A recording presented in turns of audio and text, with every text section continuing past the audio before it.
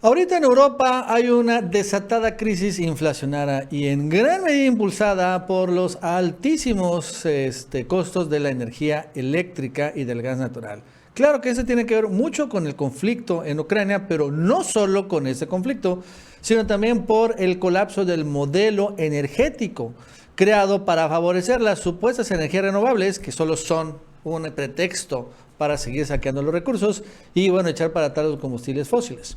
En ese sentido, en España y también en toda Europa hay una gran empresa de las más importantes a nivel mundial que se llama Iberdrola, que es la que, bueno, tiene el monopolio de precisamente el servicio eléctrico español y que también tiene un montón de inversiones en prácticamente todo el mundo occidental. Y bueno, lo cierto es que esta Iberdrola, con tanto poder económico, bueno, hace y deshace en todos los países, en particular en España, y donde tiene más poder que el gobierno e incluso que la realeza española. Iberdrola, sin lugar a dudas, es un metagobierno. Es como así decirlo, las Big Tech en Estados Unidos, ¿no? Como Face, como Twitter, etcétera, que después acaban doblegando los gobiernos. En Washington sucede lo mismo con Iberdrola. Entonces es interesante de que en medio de este contexto, hace unos días el ex vicepresidente español Pablo Iglesias sentenció en un programa de podcast que Iberdrola, aquí que en España no le tiene absolutamente miedo a los españoles, ni al gobierno español,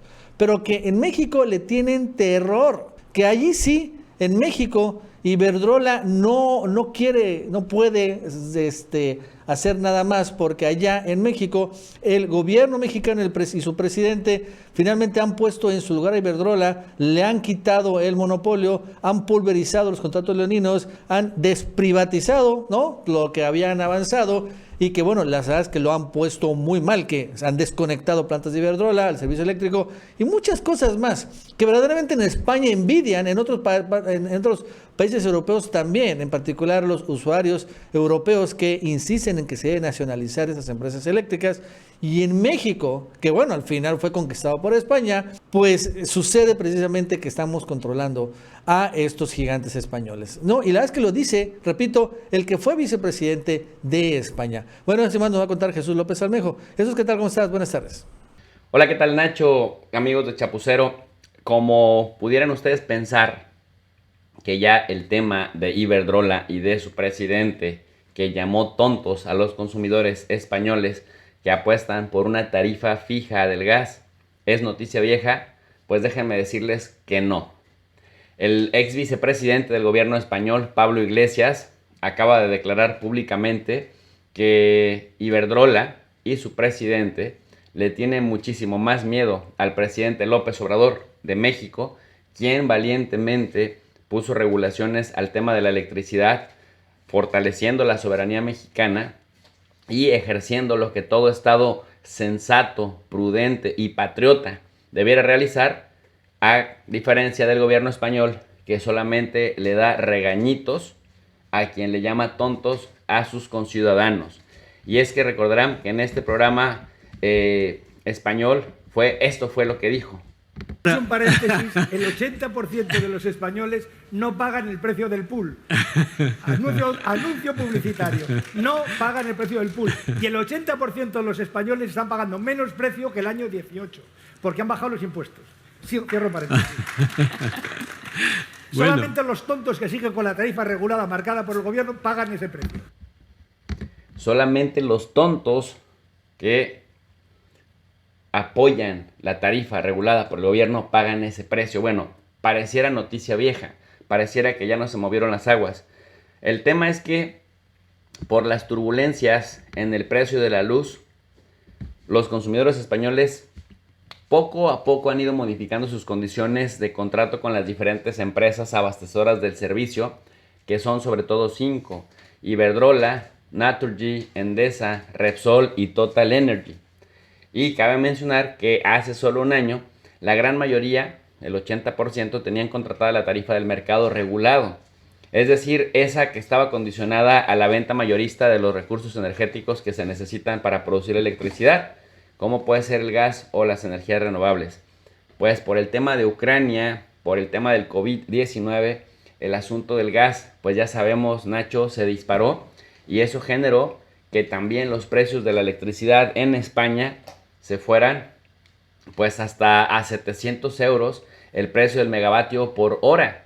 Y esto es histórico porque entonces prácticamente millones de españoles se van quedando en la ruina paulatinamente. Y que cuando el gobierno español pide permiso a la Unión Europea para que le dejen fijar precios máximos y salga el dueño de una empresa que se ha enriquecido a costa de esos mismos y les diga tontos, pues eso sí cala. Y ante esto respondió Pablo Iglesias, literal, recientemente cuando pensábamos que la nota envejecía, y dice lo siguiente.